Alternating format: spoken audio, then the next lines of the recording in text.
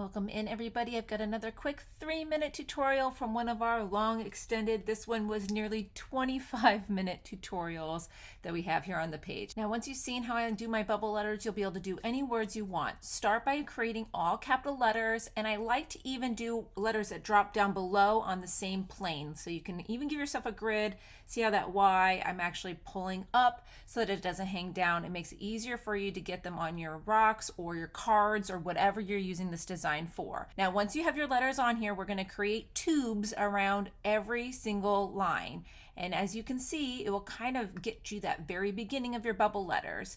Now like on the H, you have that center piece, so anytime there's that, you're going to create an intersection in your bubbles. Now for letters like the O, when you outline the O, you're just going to leave kind of a little curl in the center where the hole would be. Just continue that process through all your letters, and you'll see how I do each of these, and you can peek at the Christmas letters above to see a few other examples.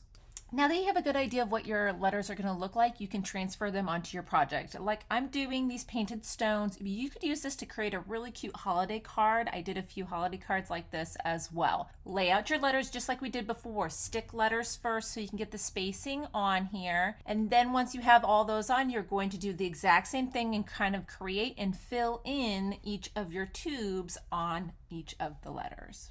Now they're going to look a little wonky when you do this, but trust me, once you get your lining on there, everything's going to look great. You can also use this time to kind of nudge your letters kind of up against each other a little bit if you want them to be touching when everything is complete. You can even have them overlap a little bit as well. Now while my letters are drying, I'm going to create these fun circles on my rock so I can do ornaments like the rock you see above. On this, I'm doing red and gold on this design just to mix it up a little bit.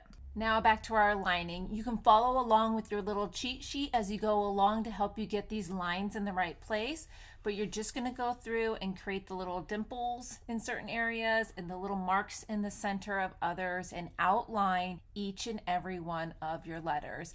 Now when you're lining, focus on the outer edge. You can always come back in and fill with your red, and you can also easily fix mistakes like covering up the dash with your red and then going back and adding it in black again later.